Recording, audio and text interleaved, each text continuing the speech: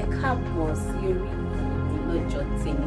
Lénìí mo fẹ́ ká sọ̀rọ̀ nípa títọ́jú irun.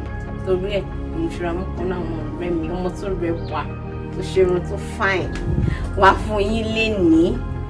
Orúkọ ẹ̀ ní Toluwanimi. Tolu will be talking to us about taking care of our hair.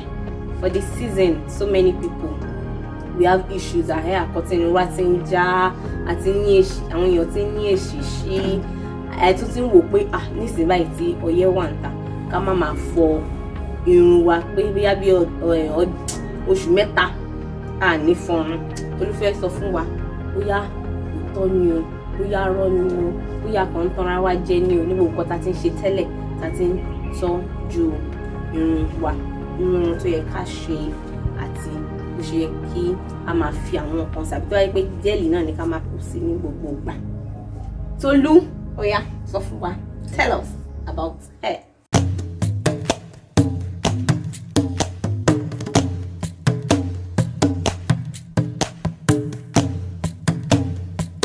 Ẹ káàbọ̀ sí channel wa.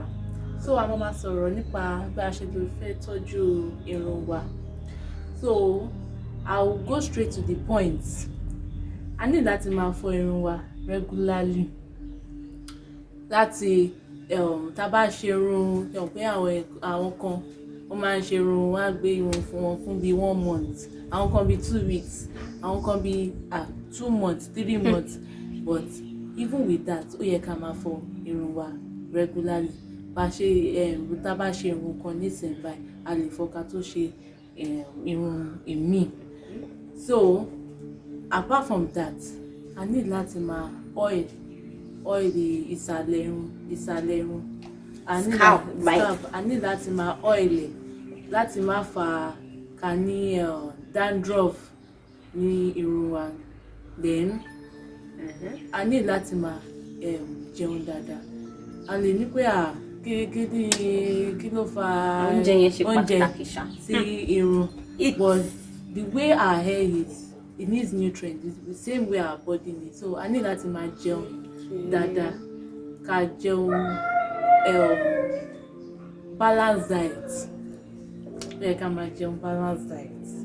So that way is going to help in the growth of the hair and then the maintenance of the hair. Then apart from that, we need to be careful with the kind of style we do. Àwọn kan a máa ṣe irun tó yẹ pé ó máa fa iwájú irun wa lọ sẹ́yìn. Àwọn irun bíi Ghana weaving, braid. Àwọn míì wọ́n máa tún Ghana weaving nísìnyí báyìí, wọ́n á tún ṣe braid, wọ́n á tún braid, wọ́n á tún ṣe Ghana weaving ní every time, léra kò dáa. Ó yẹ ká máa ṣe àwọn irun yẹn, ó yẹ ká máa ṣe ní once in a while. Ká máa ṣe, kì í ṣe pé a máa ṣe àwọn irun yẹn léra. And tá bá ṣe irun, pé nísìnyí báyìí ní recent time wig pọ̀ nísìnyí. Àwọn kan bẹ́ẹ̀ ni o ló máa lo wig throughout the whole year. Wọ́n dẹ̀ máa ṣe dídì, tí wọ́n á ṣe dídì sí abẹ́ irun wig yẹn. 1 month, 2 months. irun á ti máa rùn. Á ti máa rùn. Ìyẹn náà kò dáa.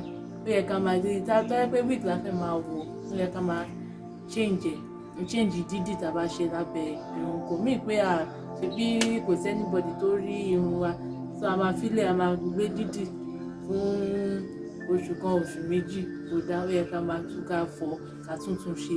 Tá yẹ pé tó bá jẹ́ pé wig la fẹ́ máa wọ̀ regularly. Tó bá yẹ pé wig ṣe pé tẹ́ bá wọ wig bá délé, ẹ máa bọ́ wig yẹn, atẹ́gùn máa fẹ́ sí wa lórí. Ó máa fẹ́ sí wa lórí, tó máa jẹ́ kí irun wa wà maintained very well. Then àwọn tá yẹ pé I like gel, ká máa ṣe gel every time. Gel tó máa ṣe packing gel, wọ́n á fix irun. Wọ́n bá tú ìyẹn náà, wọ́n á tún ṣe gel. Maintenance of gel kò yẹ kí ká máa fi gel sí irun wa everyday. Some people tó bá pẹ́ a ṣe gel, ọ̀gbẹ́ àti wọ́n ti ń jáde láàárọ̀, wọ́n á tún fi gel sí, wọ́n á tún fi gel sí. Kò need ká máa ṣe fi gel sí everyday. Tá bá fẹ́ ṣe, tẹ́lẹ̀ pé a ṣe gel nǹkan tẹ́ tún lè ṣe pé tẹ́ bá ti spray omi sírun wa ká comb ẹ̀ ó máa ṣe padà kò ní ká máa fi gel sí irun wa every day láti maintain ẹ̀ that way kò ní jẹ́ kí irun wa kó tètè máa break. So táyé pé tá bá ṣe táyé pé gel ẹ fẹ́ ṣe a máa fi gel sírun wa every day ká máa táyé pé tá bá spray omi lásán tá bá brush ẹ̀ ó máa padà ó máa wà okay. Báwọn kan sọ pé gel yẹn kò lẹ̀ tó torí ẹ̀ náà ṣe máa ń bu gel sí lójoojúmọ́ pé ó tún máa jẹ́ kó dàbí pé àwọn ṣe nítorí àwọn ti ṣe tán láti tún.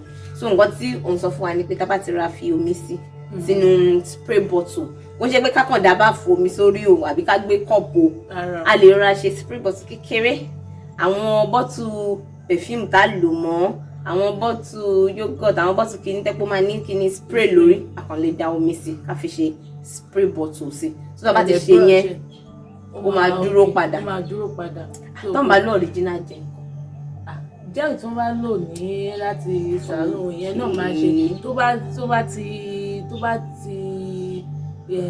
bá ti ṣe bẹ́ẹ̀ yẹn for a while ó tún ẹ̀yin náà máa mọ̀ pé gel yẹn ti ń wear out so ẹ lè wá fi gel kékeré sí kì í ṣe pé ẹ máa wá da gel tó pọ̀ sí ìròyìn. So thank you. Thank you for coming. Thank you for talking to us. O ṣe tó wá kọ́ wa bí wọ́n ṣe ń ṣe oríṣiríṣi bí a ṣe lè ṣe ìtọ́jú irun wa. Mo lérò pé a ti rí nǹkan tàbí méjì mú àti kọ́ lọ́wọ́ Tolu lẹ́nu. Tó bá ṣiṣẹ́ ẹ̀ṣin nìkan tí ẹ fẹ́ ká mọ̀ ẹ lè kọ́ sí abẹ́ fídíò yìí. Ẹ má gbàgbé láti like fídíò yìí kẹ́ bá wa ṣe alábàápín kẹ́ bá wa fi àwọn ọ̀rẹ́ yín kí wọ́n tún kọ nǹkan tí wọ́n fẹ́. Tó bá jẹ́ pé ẹ fẹ́ kọ́ wa ní nǹkan mi àbí méjì sí pẹ̀lú nǹkan tí Tolu ti kọ́ wa ẹ bá wa kọ síbẹ̀ náà. Then Tolu ẹ rí pé ní ọmọ tó fàìn mú wa torí pé òun náà ó ń ṣe irun ó máa ṣe wig ó ń ṣe irun dídì ó dẹ̀ tún ní iṣẹ́ tiẹ̀ náà lọ́wọ́. Ẹ lọ sí orí Instagram ẹ̀ kẹ́ lọ tẹ̀lé níbẹ̀ @ToluPops. T-Pops or official_T-Pops. Okay, official_T-Pops. Mo nífẹ̀ẹ́ pé àbí mo lérò pé ẹ ṣáà ti kọ́ nǹkan tẹ́ bá dẹ̀ ti kọ́ nǹkan ẹ tètè lọ bá wa tẹ̀lé ń bẹ̀ kó náà kó mọ̀ pé àwọn èèyàn wo fídíò tòun o wọ́n dẹ̀ rí nǹkan kọ́ níbẹ̀ ó tún di ìgbà míì.